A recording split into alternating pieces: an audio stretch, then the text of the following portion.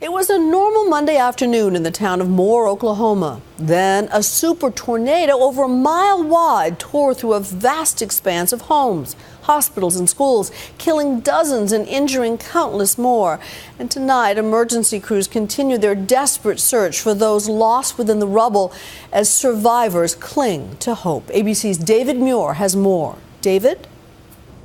Cynthia, good evening from Oklahoma, where search teams worked right up through nightfall. They have promised to go through every home and every one of these destroyed neighborhoods 3 times before giving up on anyone. They even were searching in that school, but no new discoveries.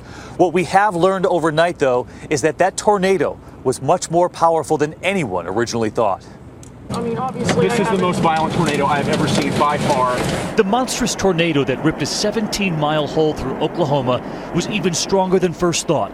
It was an EF5 twister, the top of the scale, winds topping 200 miles per hour, the most powerful and deadly tornado there is. The storm left at least 24 people dead, 9 of them children, here in Moore, Oklahoma, a bedroom community 10 miles south of Oklahoma City. I saw the wall cloud come over the trees and saw the debris, and the wall cloud, we thought it was a wall cloud, it was the tornado. It was pretty big. The town is almost completely wiped out. It looked like a war zone.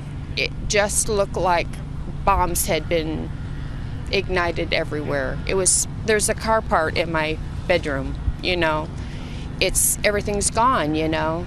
Just in a matter of 30 minutes, your whole life is torn upside down. Today, rescuers continue to dig for survivors. Hello. Hey. Promising to search every building, every home 3 times. They're not giving up on anyone.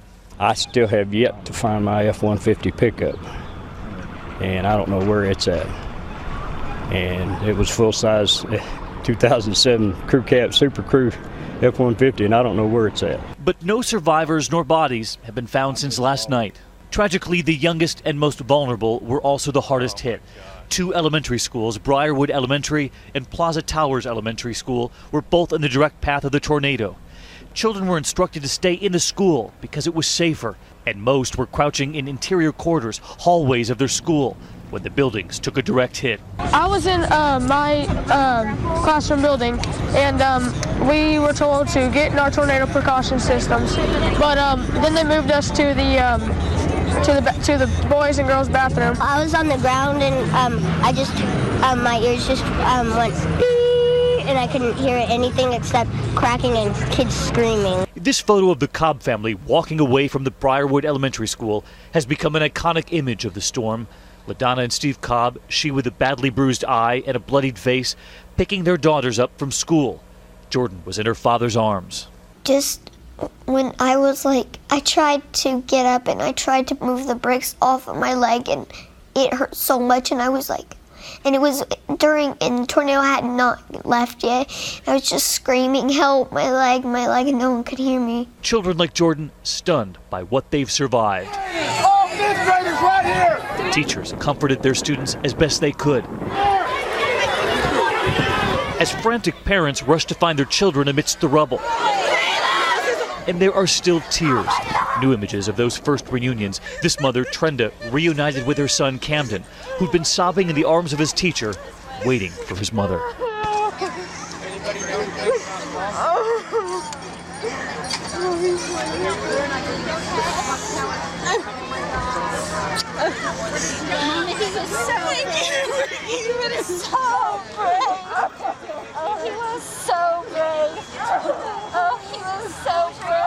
Briarwood Elementary and the Plaza Towers Elementary School suffered different fates in this storm, even though they're only a mile apart. First Briarwood, where they all got out. Cindy Lowe teaches first grade. She opened her classroom door and saw that tornado coming. I knew there was no turning back then, that it was coming. You saw it coming right at you? Coming right for the school. Immediately just ran over and got on top of the kids. I said, this is not a drill. You're really going to have to get down, get your heads covered. One of those children, her own son, her body on top of his and several others as they cried for their own moms. They had desks covering them and chairs and tables. And teacher. And teacher. And teacher. Yeah. Sherry Biddle, another teacher, urged her first graders to use their backpacks as shields. They were holding their backpacks? They were covering their heads with their backpacks. What were the kids saying? during all this? I want my mom. Mrs. Biddle, is this really happening? And just screaming and crying. You'd formed a human chain with those teachers, yes. Other teachers? Yes, just to get them up and over the debris. Their school destroyed too. So how did the children get out when so many of the students at Plaza Towers did not? Biddle believes the reason the students survived at Briarwood is because the school is constructed differently. Each grade organized into pods, a few classrooms in each building. And in the center of each of those buildings, an opening to the outdoors. And when everything collapsed, she said they crawled out through that open area in the middle, passing the children over the rubble. Unlike Plaza Towers, a more traditional school building with a long line of classrooms all under one roof. When it collapsed, the roof, the walls piling on top of one another, there was no opening in the middle, like those pods to crawl out from. The schools had practiced tornado drills, but neither one had safe rooms, which experts say could have potentially saved lives. We're in the process of learning as much as we can about what has happened, and we are reviewing our emergency procedures today. It's way over there. No matter how a building is constructed, by far the safest place to be in a tornado is underground. As Jason Legere discovered, he shot this video of the funnel cloud right before he headed to his storm cellar, his wife and 4 children already there waiting for him. Inside, he shows me the cellar completely underground, made of concrete. I can touch both walls. Barely enough room for the family. And when he walked back up those stairs, he emerged to this scene. Total destruction, their home gone. And listen to his calm reaction as his camera rolled. The Lord giveth and the Lord taketh away. Today, he showed us where his family survived this. So you're underground, and what's the sound? It was just a kind of a roar, and I think that kind of got the kids a little frightened. He and his wife knew the house was gone before they even opened that hatch.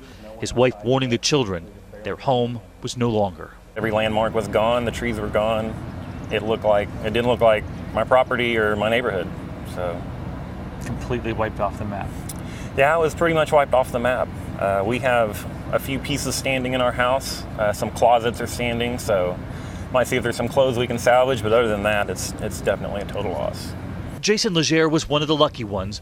Although his home was destroyed, neither he nor his family was hurt. But hundreds of other people were not as lucky.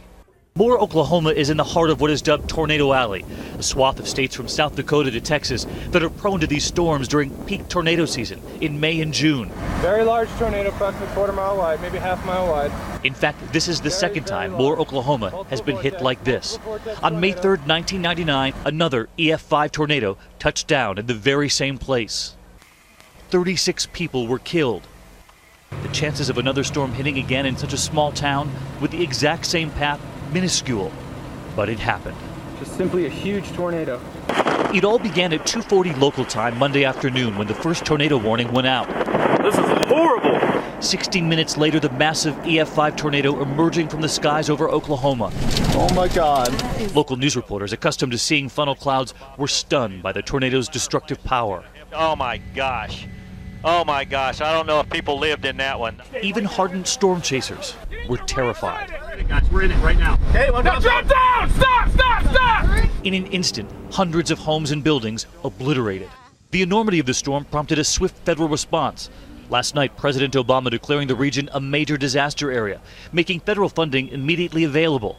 And today, he spoke at the White House. The people of Moore should know that their country will remain on the ground, there for them, beside them, as long as it takes. That federal response was already visible on the ground. The director of FEMA spending the day in Oklahoma. It's unfortunate that we are once again seeing what tornadoes can do, but you're also seeing what the investment in public safety and the commitment to training and exercise does when disaster does strike.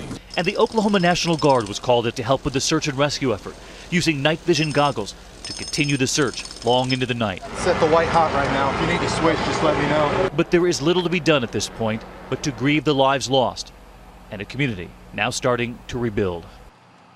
And on the issue of safe rooms, we now know that there was not a safe room in either one of these schools. Authorities say FEMA has helped to fund the building of safe rooms in schools across Oklahoma. But they also pointed out that there is not enough funding to build one in every school. These 2 schools were not on the list.